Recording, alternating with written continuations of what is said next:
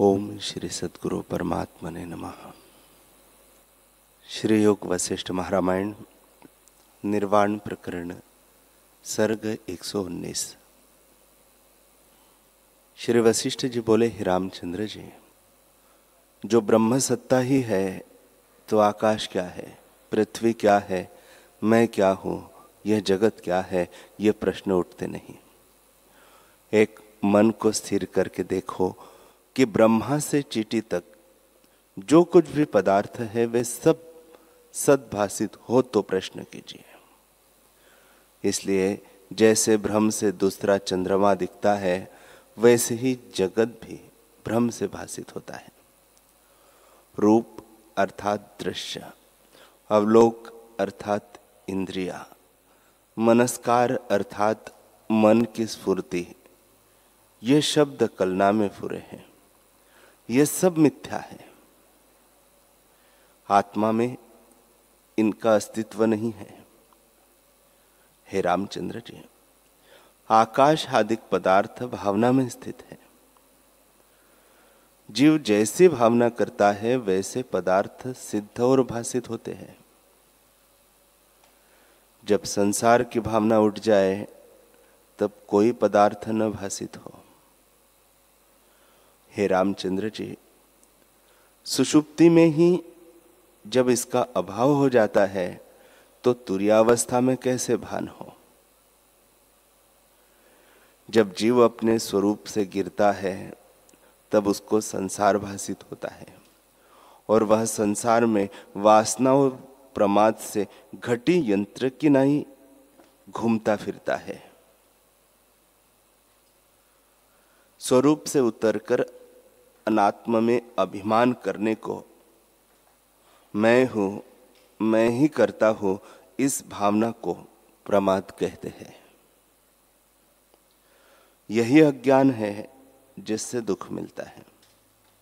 जब अज्ञान नष्ट होगा तब संसार के शब्द अर्थ का अभाव हो जाएगा। अहंकार से संसार होता है।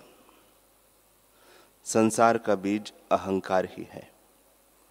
अहंकार अनात्म देह में आत्म अभिमान करने को कहते हैं। हे रामचंद्र जी, शुद्ध आत्मा अहंकार के उत्थान से रहित केवल शांत रूप है। विश्व का भी वही रूप है। इस भावना में दुख है। यह संवित शक्ति आत्मा के आश्रय से फुरती है। जैसे तेल की बूंद जल में डालिए तो चक्र की नाई फिरती है, वैसे ही संवेदन शक्ति आत्मा के आश्रित फुरती है। ब्रह्म एक स्वरूप है। उसका स्वभाव ऐसा है जैसे मोर का अंडा और उसका वीर्य एक रूप है। अपने स्वभाव से वीर्य ही नाना प्रकार के रंग रखता है तो भी मोर से कुछ भिन्न नहीं। वैसे ही आत्मा के संवेदन स्वभाव से नाना प्रकार का विश्व भासित होता है, परंतु आत्मा से कुछ भिन्न नहीं, सब आत्मरूप ही है। सम्यक दर्शी को नाना प्रकार में एक आत्मा ही दिखता है और अज्ञानी को नाना प्रकार का जगत दिखता है। हे रामचंद्र जी, ब्रह्मरूपी एक शिला है। उसमें त्रिलोकी रूपी अनेक पुतलियां कल्पित है। जैसे एक शिला में शिल्पी जब पुतलियों की कल्पना करता है कि इसमें इतनी पुतलियां होंगी, तब वे पुतलियां उसके चित्त में है और शिला में कुछ नहीं हुआ। वैसे ही आत्मरूपी शिला में चित्तरूपी शिल्पी जो नाना प्रकार के पदार्थ रूपी पुतलियों की कल्पना करता है, सो सब आत्मरूप है। इससे पदार्थों की भावना त्याग कर आत्मा में स्थित हो। यह संसार भी निर्वाच्य है, क्योंकि यह ब्रह्म ही है, ब्रह्म से भिन्न नहीं। न कोई उपजता है न कोई नष्ट होता है। ज्यों का त्यों आत्मा ही स्थित है। राम जी ने पूछा, है भगवान, तो इस संसार का बीज अहंकार हुआ, इसका पिता अहंकार है, तो मिथ्या संसार जो अविद्यमान ही विद्यमान लगता है सो भी भ्रमरूप हुआ। और जो संसार भ्रमरूप है तो लोग और शास्त्र, श्रुतियां और स्मृतियां क्यों कहते हैं कि इसका शरीर पिंड से होता है। और जो पिंड से होता है तो आप कैसे उसे भ्रम कहते हो। जो भ्रम है तो लोल, शास्त्र, श्रुतियां और स्मृतियां क्यों उसे पिंड से कहती हैं। इस मेरे संशय को आप निवृत्त कीजिए। श्री वशिष्ठ जी बोले, हे रामचंद्र जी, मेरा कहना सत्य है। ब्रह्म में ब्रह्मत्व स्वभाव है और जगत का स्वरूप भी वही है। हे रामचंद्र जी, आदि जो किंचन हुआ और चित्त शक्ति फूरी वही ब्रह्मारूप हुआ और उसको पदार्थों का मनोराज्य हुआ। यह आकाश है, यह पवन है, यह कर्तव्य है, यह अकर्तव्य है, यह सत्य है, यह झूठ है इत्यादि मनोराज्य जब तक है तब तक सब मर्यादा ऐसी ही है। फिर ब्रह्मा ने यह सोचा कि जगत की मर्यादा के निमित्त वेद में कहूं कि यह पदार्थ शुभ है और यह अशुभ है। हे रामचंद्र जी, आत्मा में कुछ द्वैत नहीं। मायारूप जगत में मर्यादा है तो अध, ऊर्ध्व, नीच, ऊंच कौन कहे। यह मर्यादा भी वेद में नीति निश्चय हुई है कि ये शुभ कर्म है, इनके करने से स्वर्ग सुख ही भोगते हैं, और ये अशुभ कर्म है, इनके करने से नरक दुख भोगते हैं। हे रामचंद्र जी, जैसे वेद में निश्चय किया है वैसे ही जीव अपनी वासना के अनुसार भोगता है।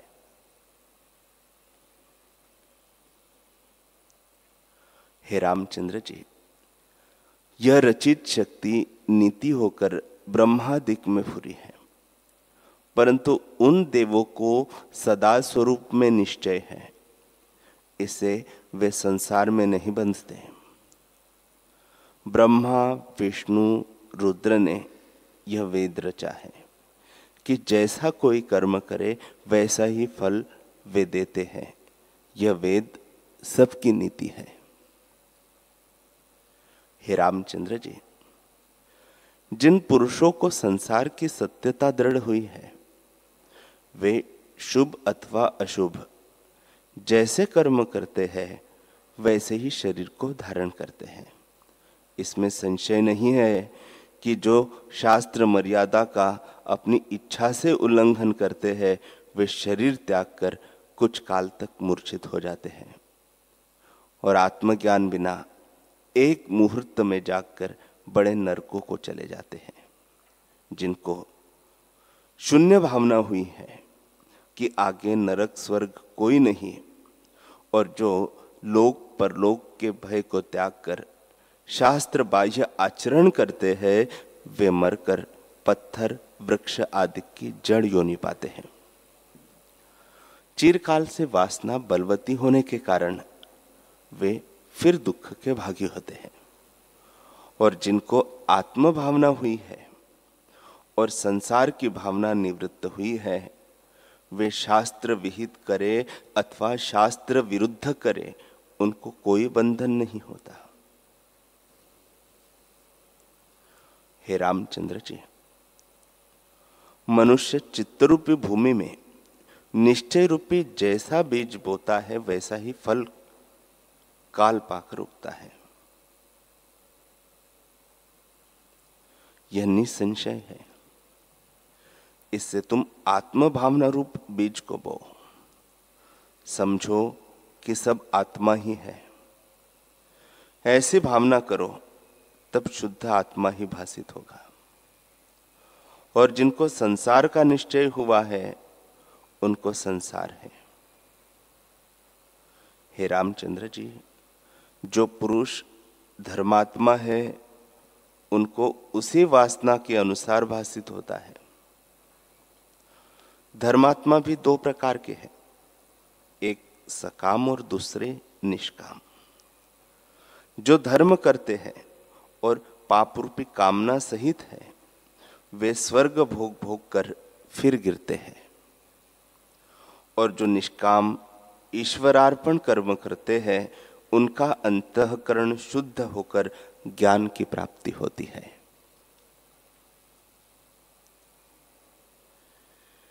यह भी संसार में मर्यादा है कि जैसा किसी को निश्चय होता है, वैसा ही वह संसार को देखता है। पिंड से भी शरीर होता है, क्योंकि यह भी आदि नीति में निश्चय हुआ है।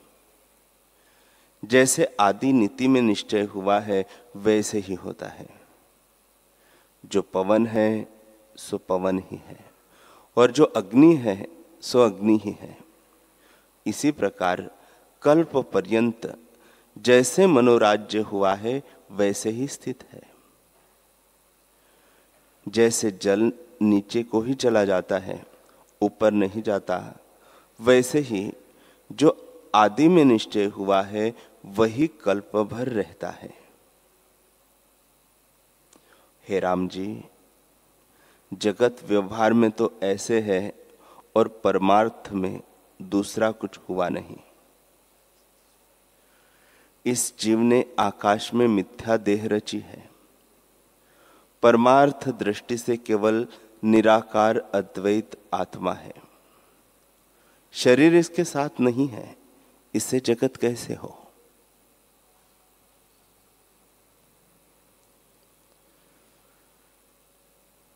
श्री वशिष्ठ जी बोले, हे रामचंद्र जी, अपने प्रश्न पर बृहस्पति और राजा बलि का एक इतिहास सुनो। जब 6 कल्प व्यतीत हुए, तो दूसरे परार्ध में राजा बलि हुआ। वह महापराक्रमी था। उस राजा बलि ने संपूर्ण दैत्यों राक्षसों को जीतकर अपने वश में किया और उन पर अपनी आज्ञा चलाई। इंद्र को भी जीतकर अपने वश में किया और उसका संपूर्ण ऐश्वर्य ले लिया।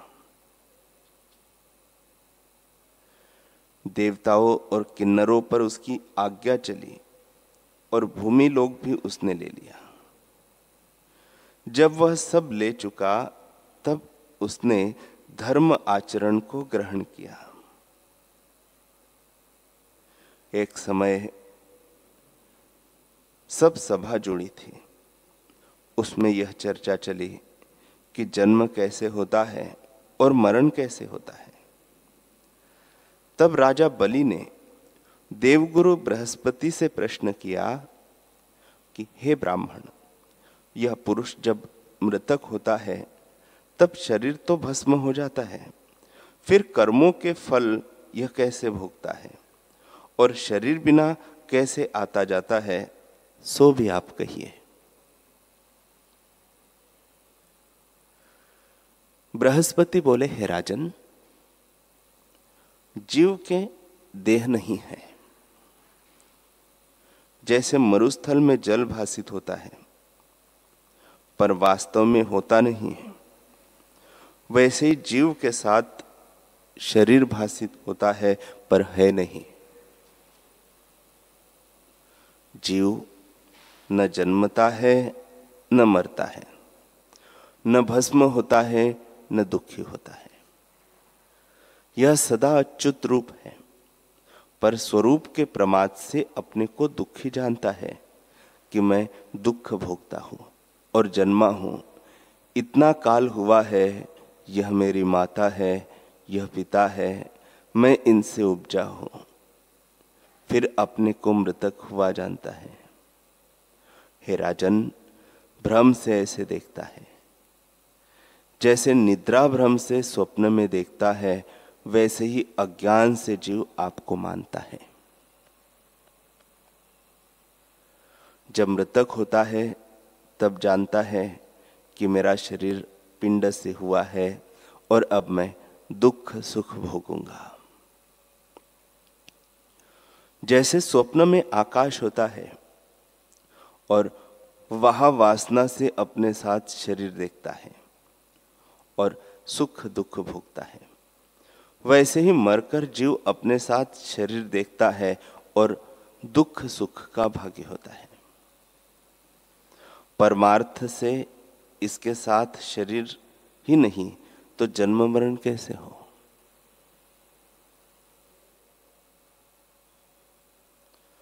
स्वरूप से प्रमाद करके देहधारी की तरह स्थित हुआ है और उस देह से मिलकर जैसी जैसी भावना करता है वैसा ही फल भोगता है और वासना के अनुसार जैसी भावना होती है वैसे ही आगे शरीर को देखता है और पंच भौतिक संसार को देखता है।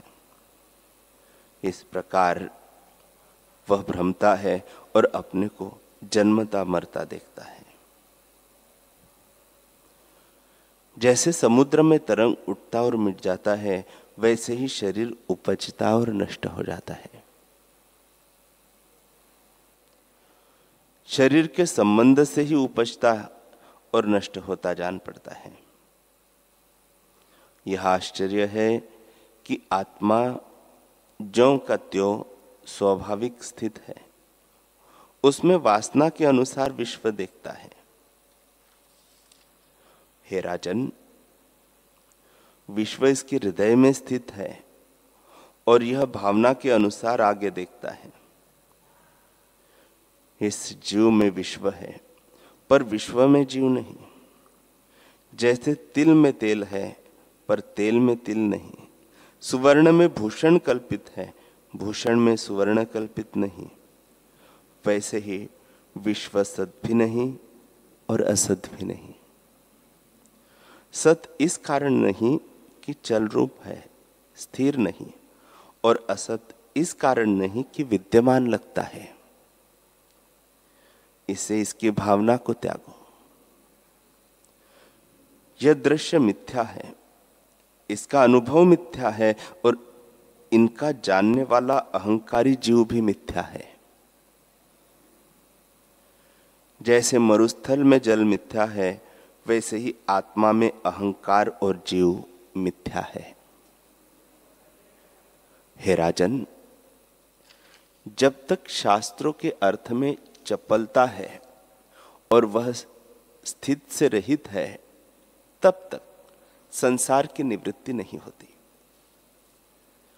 जब दृश्य के फुरने से अहंकार से यह जड़ सा हो जाए, तब इसको आत्मपद की प्राप्ति हो। जब तक यह जीव दृश्य की ओर फुरता है और चेतन सावधान है, तब तक संसार में भ्रमता है। हे राजन, आत्मा न कहीं जाता है न आता है, न जन्मता है न मरता है। जब चैत्य और चित्त का संबंध मिट जाए, तब यह आनंद रूप ही है। चैत्य दृश्य को कहते हैं और चित्त अहंकार संवित का नाम है। जब दोनों का संबंध आपस में मिट जाएगा, तब शेष आत्मा ही रहेगा। वह ब्रह्म आत्मा और शिवपद है, जिसमें वाणी की गति नहीं। यह अनुभव निर्वाच्य पद है, इसी में स्थित हो। हे राम, जिस युक्ति से इसकी इच्छा अनिच्छा निवृत्त हो, वही युक्ति श्रेष्ठ है। जब तक यह स्फुरण होता है कि यह भाव है, यह अभाव है, तब तक इसको जीव कहते हैं। और जब भाव अभाव का स्फुरण मिट जाता है, तब जीव संज्ञा भी जाती रहती है और वह शिव पद आत्मा की प्राप्ति होती है, जहां वाणी की गति नहीं है।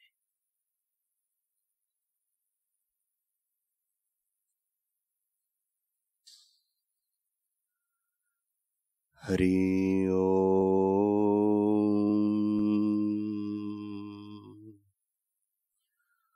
हरि ओम।